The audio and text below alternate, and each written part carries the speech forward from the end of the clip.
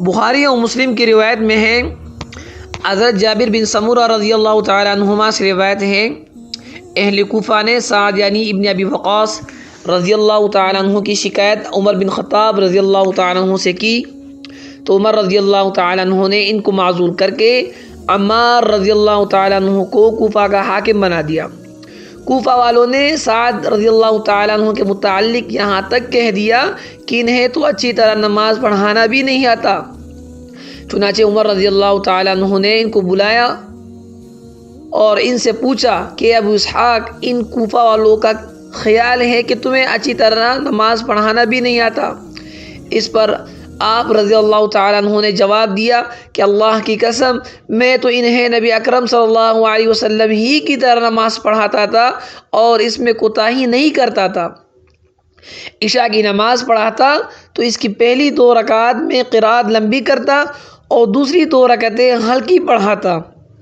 عمر رضی اللہ تعالیٰ عنہ نے فرمایا کہ ابو اسحاق، مجھ کو آپ سے یہی امید تھی۔ پھر عمر رضی اللہ تعالیٰ عنہ نے سعد رضی اللہ تعالیٰ عنہ کے ساتھ ایک یا کچھ آدمیوں کو کوفہ بھیجا۔ قاصد نے ہر مسجد میں جا کر سعد رضی اللہ تعالیٰ عنہ کے متعلق پوچھا۔ سب نے آپ کی تعریف کی، لیکن جب مسجد بنی عبس میں گئے تو ایک شخص جس کا نام اسامہ بن قتادہ اور کنیت ابو سعدہ تھی کھڑا ہوا۔ اس نے کہا، جب آپ نے اللہ کا واسطہ دے کر پوچھا تو سعد نہ فوج کے ساتھ خود جہاد کرتے، نہ مال غنیمت کی تقسیم صحیح طریقے سے کرتے اور نہ فیصلے میں عدل و انصاف کرتے تھے۔ یہ سعد رضی اللہ تعالیٰ عنہ کے متعلق یہ بیان دیا تو سعد رضی اللہ تعالیٰ عنہ نے فرمایا، سن کر اللہ کی قسم، میں تمہارے اس بات پر 3 بد دعائیں کرتا ہوں۔ اے اللہ، اگر تیرا یہ بندہ جھوٹا ہے اور صرف ریا اور نمود کے لیے کھڑا ہوا ہے تو اس کے عمر دراز کر اور اسے بہت زیادہ محتاج بنا اور اسے فتنوں میں مبتلا کر۔ اور اس کے بعد وہ شخص جب اس درجے بدحال ہوا، جب بھی اس سے پوچھا جاتا تو کہتا، آزمائش میں مبتلا ایک بوڑھا شخص ہوں، مجھے سعد رضی اللہ تعالیٰ کی بد دعا لگ گئی۔ راوی عبدالمالک بن عمیر کہتے ہیں کہ جابر بن سمورہ رضی اللہ تعالیٰ عنہ نے بیان کیا، میں نے اسے دیکھا کہ اس کے بوئیں بڑھاپے کی وجہ سے آنکھوں پر آ گئی تھی، لیکن اب بھی راستوں میں وہ لڑکیوں کے چھیڑتا تھا اور اس پر دست درازی کرتا تھا۔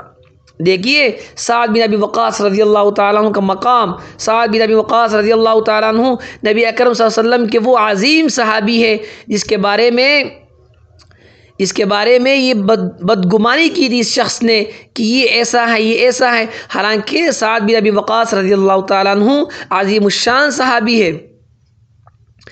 جب سعد رضی اللہ تعالیٰ عنہ نے یہ سن کر اس کے متعلق 3 قسم کے بد دعائیں دی، بالآخر یہ شخص ان بد دعاؤں میں مبتلا ہوا اور کہنے لگا کہ مجھے سعد رضی اللہ تعالیٰ عنہ کی بد دعا پہنچی ہے۔